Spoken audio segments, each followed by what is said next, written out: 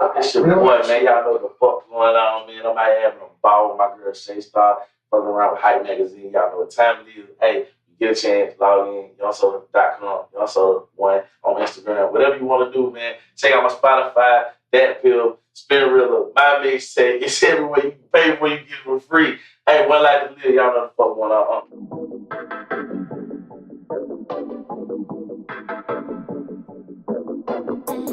Now I know why they call you pro.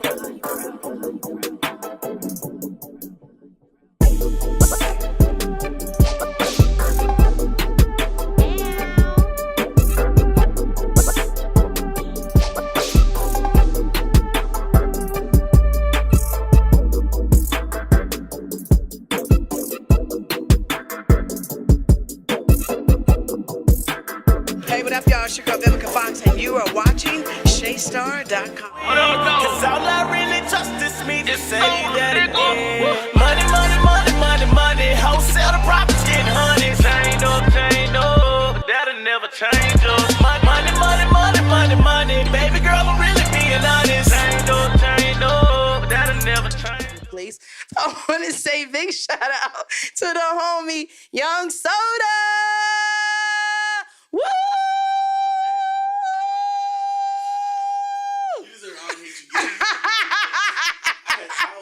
I hope they killing you on the internet. You heard they kill you on the internet? I love you too. What up? What up, Soda? My dog, Shay baby. Man, you already know, man. Look, I gotta address something. What? Talk to me. Kevin Durant was up 3-1 against the Golden State Warriors and could have went to the NBA Finals and sent all their ass home. Mm-hmm. He lost 3 in a row. They sent his ass home. Then he went and joined them suckers. That's the biggest sellout. That nigga will never win an MVP ever again in his NBA career as long as he's a member of the All-Star clan. I don't believe that. It's like LeBron James is a black superhero. It's like LeBron James is a bisexual man who's afraid to come out the closet. So I don't respect any grown man that cries the referees every time somebody bumps him or, oh my God, no. He deserves an Oscar. Listen, LeBron James looks like he deserves an Oscar in Space Jam against the Monstars. No. That's just crazy. Like, anyway. I don't know if I can agree with you on that. It don't matter, Shay.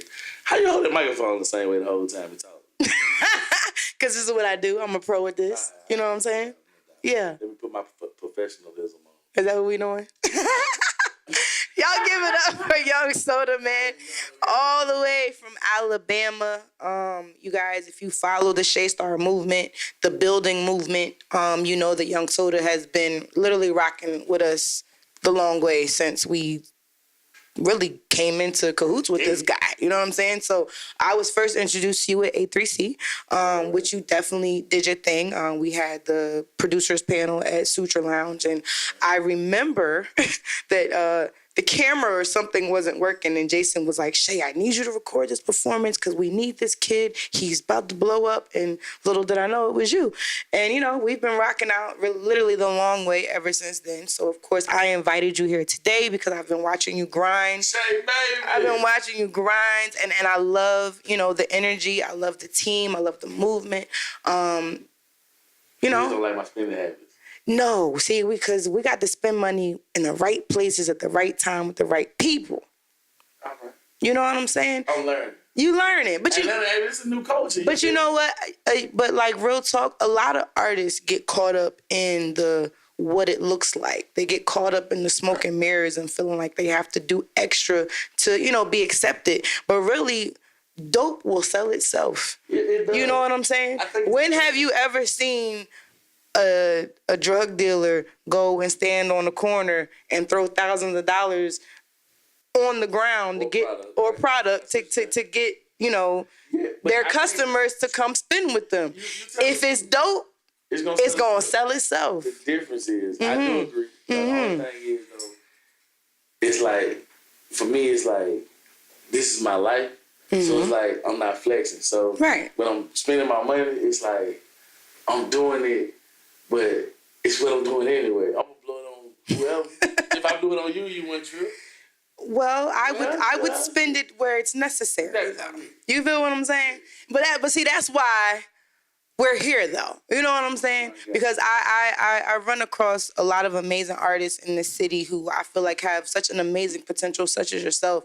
And, you know, I love the movements. You know, you guys show up, you show up with the sprinter, you show up with the team, you got the t-shirts, the flyers, and a lot of that is really what the money is actually for: the marketing, the exposure, the promotion.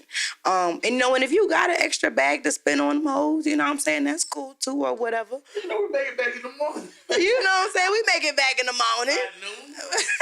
At least. I mean, So let's talk about the project. You know, you got this super dope project that you just dropped a couple of months ago, which I had the pleasure of hosting the mixtape release party, which was super dope. Bigger Ranking was there, Tampa Mystic, a lot of heavy hitters in the industry that came out, Rap Juggernaut, a lot of dope heavy hitters, especially supporting the independent world, were in the building. So that's how you know that you're making some noise out here, when you can invite people out and they're not charging you to come. They're just really coming out to support. So let's just talk about the whole process to making the mixtape, the album. I actually had the opportunity to witness one of the songs being produced right here in Grand Hustle Studios. Big shout out to Stroud and Woodrow for the Moneybag Yo feature on your debut single right now. So let's talk about that. Talk about the single. What's up?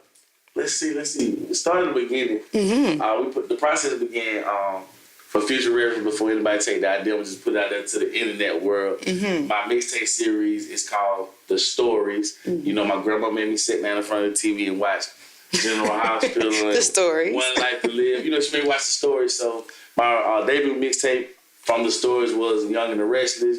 Then I dropped the As the World Turns.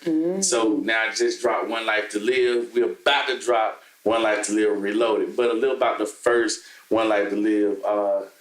We put the tape together, you know what I'm saying? The Made a Lot of Money record was a big thing. It was like one of our favorite records. One of my favorite records for sure. Yeah, for sure. So Woodrow heard the record and called me. He was like, yo, hey, I got an idea.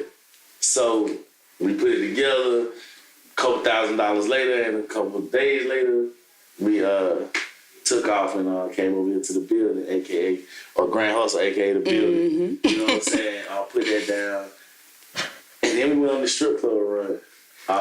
Straight out the homie Smurf, Smurf World. They put it together, man. For sure. We did 25 strip clubs in like 30 days. Literally, yes. That was a move. That was a run. And right now, man, I'm just having a ball, man. The city's showing me a lot of love. You know, the management, the team, the label, the streets. I don't know what to call Shay. She like my / assistant manager. All of that. Like, she keep me in the loop with the streets. You know, got to, for sure. I'm blessed, man. One life to live. That's and I'm telling you, and you guys, the whole tape, literally from beginning to end, is amazing. We actually ran it twice that night at the listening party and the album release party, and it was just like the response was just amazing. And I'm just like, damn, you know, Made a Lot of Money is my jam. You know, of course that was the single, so that's what I was exposed to. But to actually hear your versatility and, you know, the way that you were able to carry the tape damn near by yourself with minimum features, you know what I'm saying? So definitely a big shout out to you for that. But let's talk about the video though. Who shot the video? Because we actually got a chance to see the premiere of the video that night as well, which debuted on World Star. So, you know, let's talk about that. Shout out my dude A-Part, man. Follow my dude at Director A-Part on Instagram. Yes. That's a home, man. You know, he was a part of the management team. Listen, when I hollered at Bigger, and I was like, hey, home, let's throw them on World Star. Hey, if you need business, you need work, call Bigger Ranking. For sure. Big homie, that's the big homie, you feel me? All the plugs. Big. And I don't know how I'm put it together, man. We put it on World Star. Man, we did like 1.2 million in 3 days, man. And yes. I mean, as an independent artist, man, that shit shook my life up. I was like, oh, shit, man, we might be rich with it. Right. How does it feel to know that 1 million people watched, heard, saw, clicked, viewed, hated, liked, whatever, your video? It's surreal because, the first 3 days to a week, it's like, oh, shit. But then you can look at it, it's like, damn, Champagne Poppy just did 100 million. Yeah. It's like, Yeah. oh shit, it's like back to the drawing board. Gotta Go back to put work. that work in. Yeah. So it's short lived, you know what I'm saying? Like, we gotta go to work. Yeah, and sometimes artists will get caught up in the hype of their own selves, the likes, the views, the comments, but not realizing that, okay, that's just one minor stepping stone to a whole bigger picture. So like you said, I'm glad that you didn't get caught up in the 1.3 million views and you went right back to the drawing board and got to work, because now we got to gear up for the next single and make sure that one does 2.3 million. You know what I'm saying? So, but what you guys are doing is great. Like I said, you guys show up.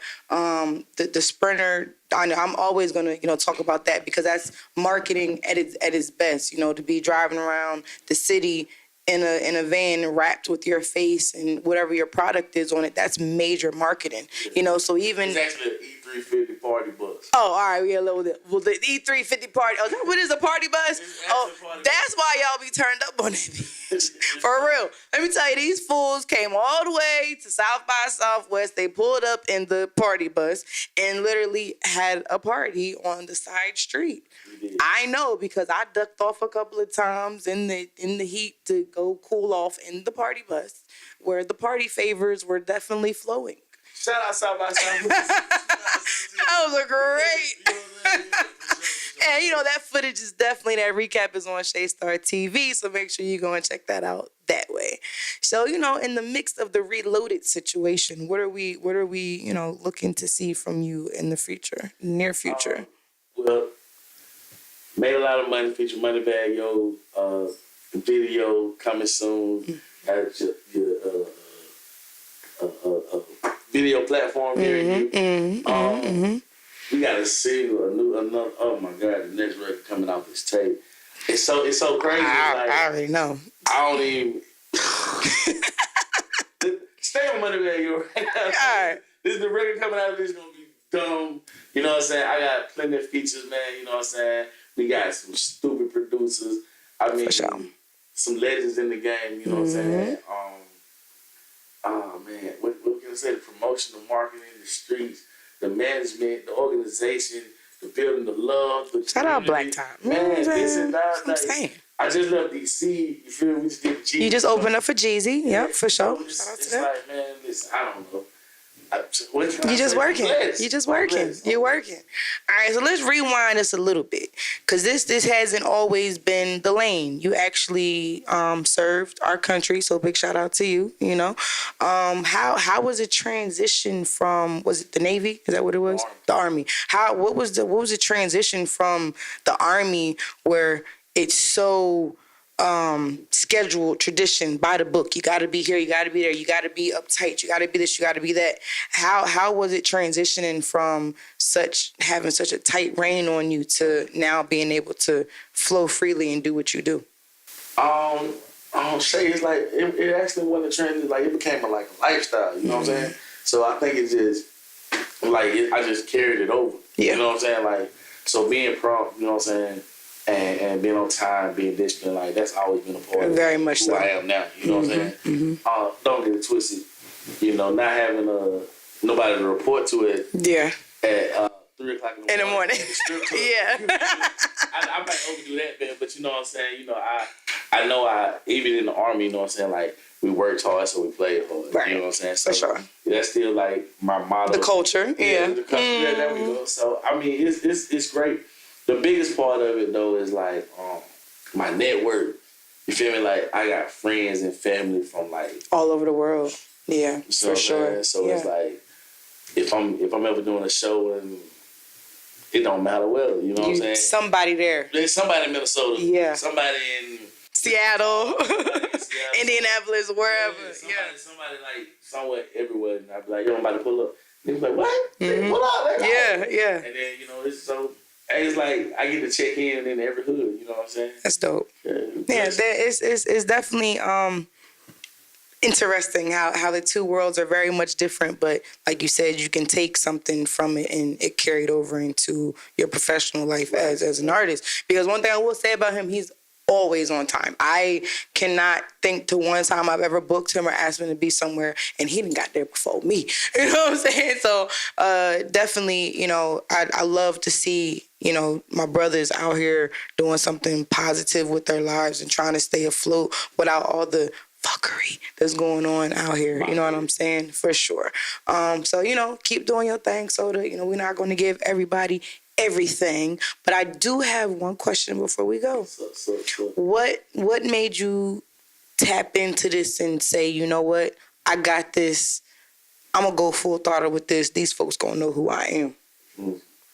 Man, that's some God shit, you know what I'm saying? Like some next level, like some most highs. Like, man, I prayed. I swear. I was living in Birmingham, Alabama, where I'm from, shout out to the East Side. For sure. You feel me?